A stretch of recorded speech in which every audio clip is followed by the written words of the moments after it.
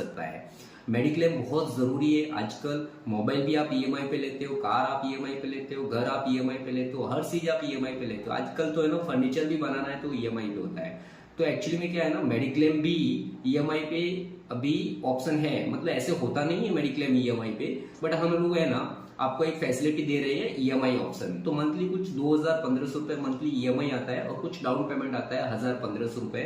उसके अंदर आपका 10 लाख का कवर हो सकता है। मेडिक्लेम आजकल है ना बहुत सारा बेनिफिट देता है। अगर आपका है ना मेडिक्लेम का मतलब है कि 10 लाख रुपए आप 24/7 मतलब 24 ही घंटा आपके जेब में है ना 10 लाख रुपए रहेगा।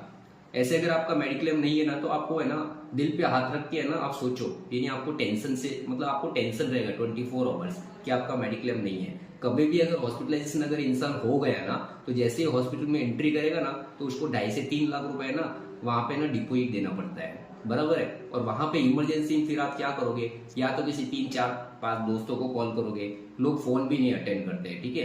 किसी से उधार मांगोगे तो कोई उधार भी नहीं देता वो टाइम।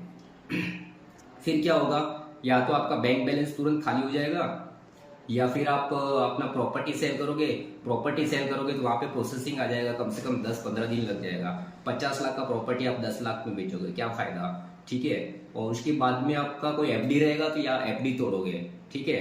उसमें भी फिर एफडी तोड़ोगे तो आपको लॉस ही है, ठीक है। इसके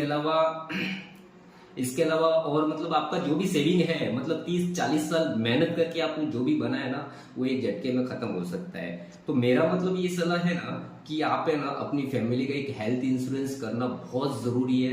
विदाउट हेल्थ इंश्योरेंस आज मुंबई यहाँ महानगर एक कैपिटल मतलब सिटी में आप रह रहे हो, तो कहने का मतलब ऐसा है ना कि हेल्थ इंश्योरेंस बहुत कंपलसरी है।